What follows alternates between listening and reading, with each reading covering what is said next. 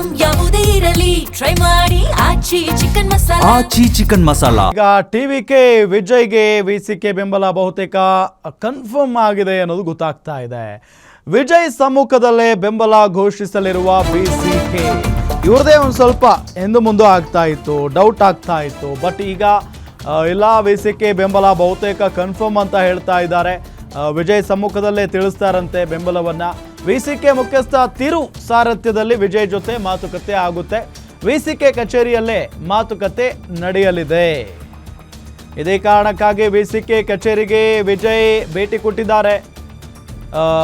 ಕೆಲವೇ ಕ್ಷಣಗಳಲ್ಲಿ ಭೇಟಿ ಕೊಡ್ತಾರಂತೆ ವಿಜಯ್ ಅವರು. ವಿಸಿಕೆ ಮುಖ್ಯಸ್ಥ ತಿರುಮಾವಲವನ್ ಅವರನ್ನ ವಿಜಯ್ ಭೇಟಿ ಮಾಡ್ತಾರೆ. ಟಿವಿಕೆಗೆ ಬೆಂಬಲ ನೀಡುವಂತೆ ವಿಸಿಕೆ ಮುಖ್ಯಸ್ಥರಿಗೆ ಮನವಿಯನ್ನ ಮಾಡಿಕೊಳ್ಳಲಿದ್ದಾರೆ.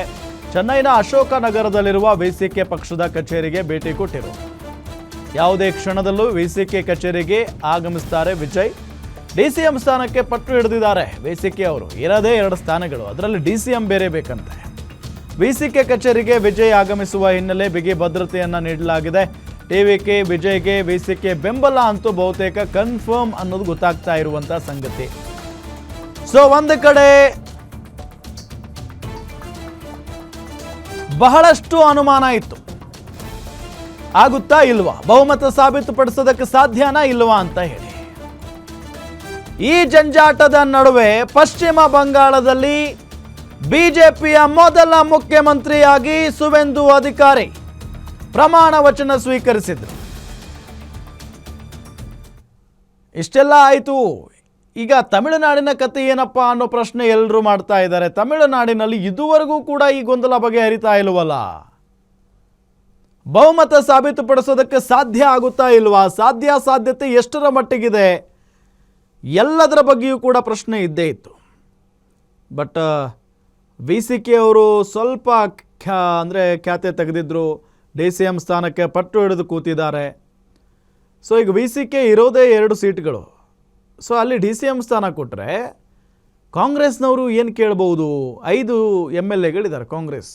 ಇನ್ನುಳಿದಂಥ ಪಕ್ಷಗಳಿದಾವಲ್ಲ, ಸಣ್ಣ ಪುಟ್ಟ ಪಕ್ಷಗಳು, ಅವರು ಕೂಡ ಏನು ಕೇಳ್ತಾರೆ ಅನ್ನೋ ಒಂದು ಪ್ರಶ್ನೆ ಇದ್ದೇ ಇರುತ್ತೆ. ಸೊ ಹಾಗಾಗಿನೇ ವಿಸಿಕೆ ಅವ್ರಿಗೇ ಈ ಡಿಸಿಎಂ ಸ್ಥಾನ ಕೊಟ್ಟರೆ ಭಾಳ ಕಷ್ಟ ಆಗಿ ಹೋಗ್ಬಿಡುತ್ತೆ ಮುಂದಿನ ದಿನಗಳಲ್ಲಿ. ಹಾಗಾಗಿ ಭಾಳ ಯೋಚನೆ ಮಾಡಿ ಮಾತುಕತೆಯನ್ನು ನಡೆಸುವಂಥ ಸಾಧ್ಯತೆ ಇರುತ್ತೆ. ಜೊತೆಗೆ ಇವತ್ತು ಇಷ್ಟೊತ್ತಿಗಾಗಲೇ ಎಲ್ಲವೂ ಸರಿಯಾಗಿದ್ದರೆ ಇಷ್ಟೊತ್ತಿಗಾಗಲೇ ವಿಜಯ್ ಅವರು ಮುಖ್ಯಮಂತ್ರಿಯಾಗಿ ಪ್ರಮಾಣ ವಚನ ಸ್ವೀಕರಿಸ್ತಾ ಇದ್ದರು. ನಿನ್ನೆ ಏನು ರಾತ್ರಿ ಒಂದು ಸುದ್ದಿ ಬಂತಲ್ಲ, ಆಲ್ಮೋಸ್ಟ್ ಬಹುಮತಕ್ಕೆ ಬೇಕಾಗಿರುವಂಥ ಸಂಖ್ಯಾಬಲ ಸಿಕ್ಕಾಗಿದೆ, ಸಣ್ಣ ಪುಟ್ಟ ಪಕ್ಷಗಳು ವಿಜಯ್ಗೆ ಬೆಂಬಲವನ್ನು ಕೊಟ್ಟಾಗಿದೆ ಅನ್ನೋ ನಿಟ್ಟಿನಲ್ಲಿ ಏನು ಸುದ್ದಿ ಬಂತಲ್ಲ, ಅದೇನಾದರೂ ನಿಜ ಆಗಿಬಿಟ್ಟಿದ್ರೆ ವಿಜಯ್ ಅವರು ಇಷ್ಟೊತ್ತಿಗೆ ಮುಖ್ಯಮಂತ್ರಿ ಆಗಿಬಿಡೋರು. ಮುಖ್ಯಮಂತ್ರಿಯಾಗಿ ಪ್ರಮಾಣ ವಚನವನ್ನು ಸ್ವೀಕರಿಸಾಗ್ತಾ ಇತ್ತು. 1 ಗಂಟೆ ಆಗ್ತಾ ಇತ್ತು. ಈಗ 11 ಗಂಟೆ 5 ನಿಮಿಷಕ್ಕೆ ಮುಹೂರ್ತ ಫಿಕ್ಸ್ ಆಗಿತ್ತು. ನೋಡಿದರೆ ಪಾಪ ಇನ್ನೂ ಹೆಣಗಾಡ್ತಾನೆ ಇದ್ದಾರೆ ಬಹುಮತ ಸಾಬೀತುಪಡಿಸೋದಕ್ಕೆ. ಇದೆಲ್ಲದರ ನಡುವೆ ಈಗ ವಿಸಿಕೆ ಅವರು ಸಪೋರ್ಟ್ ಮಾಡ್ತಾರೆ ಅಂತ ಕೂಡ ಹೇಳಲಾಗ್ತಾ ಇದೆ. ಸೊ ಇಲ್ಲಿ ಏನಾಗಿರೋದು ಅಂತ ಅಂದರೆ, ವಿಸಿಕೆ ಅವರಿಗೆ ಮೊದಲು ವಿಜಯ್ ಅವರು ವಾಟ್ಸಪ್ನ ಮುಖೇನ ಕರೆ ಮಾಡಿದ್ರಂತೆ, ನೀವು ನಮಗೆ ಬೆಂಬಲ ಕೊಡಬೇಕು ಅಂತ ಹೇಳಿ. ಅದಕ್ಕೆ ವಿಸಿಕೆ MLAಗಳು ಏನು ನಮಗೆ ಗೌರವ ಇಲ್ವಾ, ಏನು ಅನ್ಕೊಂಡ್ಬಿಟ್ಟಿದ್ದಾರೆ ನಮ್ಮನ್ನು, ಆ ಥರ ಒಂದಿಷ್ಟು ಈಗೋ ಕ್ಲಾಶಸ್ ಕೂಡ ಆಯ್ತಲ್ಲಿ. ಸೊ ಅದಾದ ನಂತರ ಮತ್ತೆ ಮಾತುಕತೆ ಆಗಿದೆ. ಈಗ ಸ್ವತಃ ವಿಸಿಕೆ ಪಕ್ಷದ ಕಚೇರಿಗೆ ವಿಜಯ್ ಅವರು ಆಗಮಿಸ್ತಾ ಇದ್ದಾರೆ. ಇನ್ನೇನು ಕೆಲವೇ ಕ್ಷಣಗಳಲ್ಲಿ ಆಗಮಿಸ್ತಾರಂತೆ.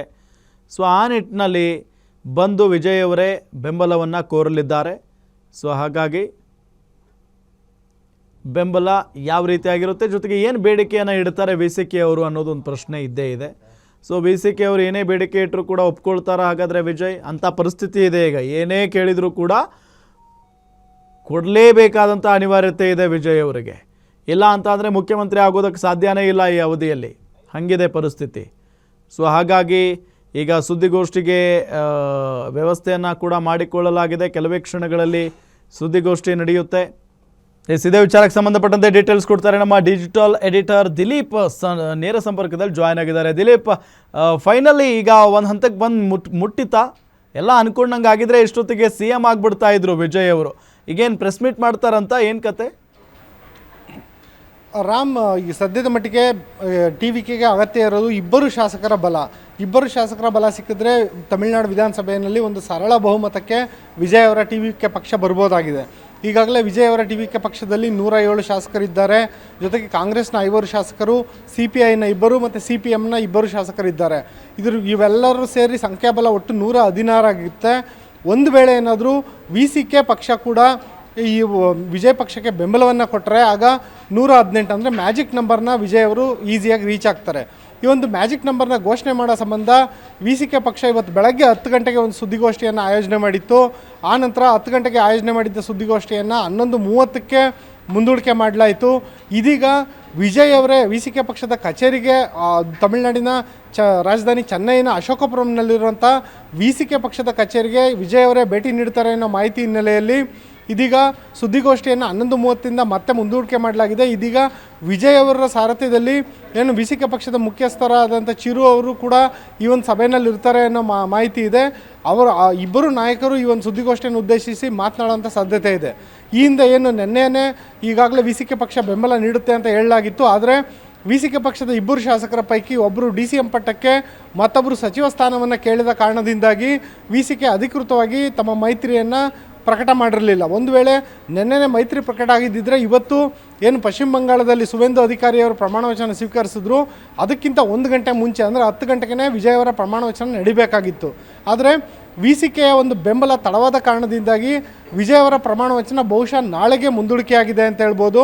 ಇದೀಗ ವಿಜಯ್ ಅವರು ಬರ್ತಾರೆ ಅನ್ನೋ ಕಾರಣಕ್ಕಾಗಿಯೇ VCK ಪಕ್ಷದ ಕಚೇರಿಗೆ ಭಾರಿ ಭದ್ರತೆಯನ್ನು ಕೊಡಲಾಗಿದೆ. ಸಾಕಷ್ಟು ಸಂಖ್ಯೆಯಲ್ಲಿ ವಿಜಯ್ ಅವರ ಅಭಿಮಾನಿಗಳು ಕೂಡ VCK ಪಕ್ಷದ ಕಚೇರಿ ಹತ್ರ ಧಾವಿಸ್ತಾ ಇದ್ದಾರೆ. ಎಲ್ಲಕ್ಕಿಂತ ಮುಖ್ಯವಾಗಿ 1-2 ಹೊಸ ಸೋಫಾ ಸೆಟ್ಗಳನ್ನು ಕೂಡ VCK ಪಕ್ಷದ ಕಚೇರಿಗೆ ತಗೊಂಡೋಗ್ತಿರೋಂಥ ದೃಶ್ಯ ಕೂಡ ಸಿಕ್ಕಿದೆ. ಒಟ್ಟಿನಲ್ಲಿ ಇವೆಲ್ಲ ಬೆಳವಣಿಗೆಗಳನ್ನು ನೋಡ್ತಿದ್ರೆ VCK ಪಕ್ಷದ ನಾಯಕರ ಜೊತೆ ಮಾತನಾಡಿ ಅಂತಿಮವಾಗಿ ಆ 2 ಶಾಸಕರ ಬಲವನ್ನು ಪಡೆದು ವಿಜಯ್ ಅವರು ಅವರ ಒಂದು ಬೆಂಬಲ ಪತ್ರದೊಂದಿಗೆ ರಾಜ್ಯಪಾಲರ ಹತ್ರ ತೆರಳಿ ತಮ್ಮ ಬಹುಮತವನ್ನು ರಾಜ್ಯಪಾಲರ ಹತ್ರ ಮೊದಲು ಸಂಖ್ಯಾಬಲವನ್ನು ಸಾಬೀತು ಮಾಡಿ ಆನಂತರ CM ಆಗಿ ಅಧಿಕಾರ ಸ್ವೀಕಾರ ಮಾಡಿ ಆನಂತರ ತಮಿಳುನಾಡು ವಿಧಾನಸಭೆಯಲ್ಲಿ ತಮ್ಮ ಬಹುಮತವನ್ನು ಸಾಬೀತು ಮಾಡೋದಕ್ಕೆ ಸುಗಮವಾದ ಲಕ್ಷಣಗಳು ಕಂಡು ಬರ್ತಾ ಇದ್ದಾವೆ. ರಾಮ್, ಈಗ ಒಂದು VCK ಅವರೇನಾದರೂ DCM ಸ್ಥಾನ ಈಗ ಕೇಳ್ತಾರೆ ಅಂತೋದು ಕನ್ಫರ್ಮ್ ಆಗಿರುವಂಥ ಹಿನ್ನೆಲೆಯಲ್ಲಿ ಈಗ DCM ಸ್ಥಾನ ಜೊತೆಗೆ ಒಂದು ಸಚಿವ ಸ್ಥಾನ ಕೇಳ್ತಾ ಇದ್ದಾರೆ ಅಂತ ಅಂದರೆ ಇನ್ನುಳಿದಂಥ ಪಕ್ಷಗಳು ಕೇಳಬಹುದು. ಜೊತೆಗೆ ಭಾಳ ಪ್ರಮುಖವಾಗಿ 5 MLAಗಳನ್ನು ಹೊಂದಿರುವಂಥ ಕಾಂಗ್ರೆಸ್ ಪಕ್ಷ ಏನು ಬೇಡಿಕೆ ಇಡಬಹುದು ಅನ್ನೋ ಪ್ರಶ್ನೆಯೂ ಕೂಡ ಸಹಜವಾಗಿ ಮೂಡ್ತಾ ಇದೆ. ದಿಲೀಪ್, ಖಂಡಿತ ರಾಮ್, ಏನಂದರೆ ನಿನ್ನೆ ಯಾವಾಗ VCK ಪಕ್ಷದ 2 ಶಾಸಕರ ಪೈಕಿ ಅವರ ಬಳಿ ಈಗ ಸದ್ಯಕ್ಕೆ ಗೆದ್ದಿರೋದು ಈ ಬಾರಿ 2 ಶಾಸಕರು. ಆ 2 ಶಾಸಕರ ಪೈಕಿ ಒಬ್ಬರು DCM ಸ್ಥಾನ ಮತ್ತೊಬ್ಬರು ಸಚಿವ ಸ್ಥಾನ ಕೇಳಿದಂಥ ಸಂದರ್ಭದಲ್ಲೇನೆ ಕೇವಲ 2 ಶಾಸಕರಿರೋ ಪಕ್ಷನೇ ಈ ರೀತಿಯಾದಂಥ ಬೇಡಿಕೆ ಇಟ್ಟಾಗ 5 ಶಾಸಕರಿರುವಂಥ ಕಾಂಗ್ರೆಸ್ ಪಕ್ಷ ಯಾವ ರೀತಿಯಾದಂಥ ಬೇಡಿಕೆಯನ್ನು ಇಡ್ಬೋದು. ಅದೇ ರೀತಿ CPIನಲ್ಲಿ 2 ಶಾಸಕರಿದ್ದಾರೆ, ಜೊತೆಗೆ CPMನಲ್ಲೂ ಕೂಡ 2 ಶಾಸಕರಿದ್ದಾರೆ. ಇವರು ಯಾವ ರೀತಿಯಾದಂಥ ಬೇಡಿಕೆಗಳು ಇಡ್ಬೋದು ಅನ್ನೋ ಚರ್ಚೆ ಶುರುವಾಗಿತ್ತು.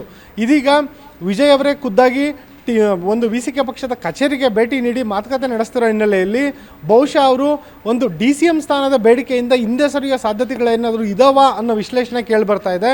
ಒಂದು ವೇಳೆ ಅವರೇನಾದರೂ DCM ಸ್ಥಾನದ ಬೇಡಿಕೆಯಿಂದ ಹಿಂದೆ ಸರಿದ ಪಕ್ಷದಲ್ಲಿ ವಿಜಯ್ ಅವರ ಪಕ್ಷದೊಂದಿಗೆ TVK ಜೊತೆ ಮೈತ್ರಿ ಮಾಡ್ಕೊಳ್ಳೋದು ಸುಗಮ ಆಗ್ಬೋದು. ಜೊತೆಗೆ ಏನೊಂದು ಕರ್ನಾಟಕದಲ್ಲಿ ಇರೋ ರೀತಿಯಲ್ಲೇ ನಿಗಮ ಮಂಡಳಿಗಳು ಇರ್ತವೆ, ಬೇರೆ ರಾಜ್ಯ ಸಂಪುಟ ಸಚಿವ ಸ್ಥಾನ ಇರುತ್ತೆ ಮತ್ತು ರಾಜ್ಯ ಮಟ್ಟದ ಸಚಿವ ಸ್ಥಾನ ಇರುತ್ತೆ. ಈ ರೀತಿಯಾದಂತಹ ಸಚಿವ ಸ್ಥಾನಗಳ ಪೈಕಿ ಯಾವುದೆಲ್ಲ ಸಿಗಬಹುದು, ಯಾವ ಶಾಸಕರಿಗೆ ಯಾವ್ದು ಸಿಗ್ಬೋದು, ಯಾವ ಶಾಸಕರಿಗೆ ಯಾವ ಮಂತ್ರಿ ಪಟ್ಟ ಸಿಗ್ಬೋದು, ಈ ರೀತಿಯಾದಂಥ ಒಂದು ಲೆಕ್ಕಾಚಾರ ಒಂದು ತೆರೆಮರೆಯಲ್ಲಿ ನಡೆದ ಬಳಿಕ ಅಂತಿಮವಾಗಿ ಒಂದು ಘೋಷಣೆ ಹೊರಬೀಳೋ ಸಾಧ್ಯತೆ ಇದೆ.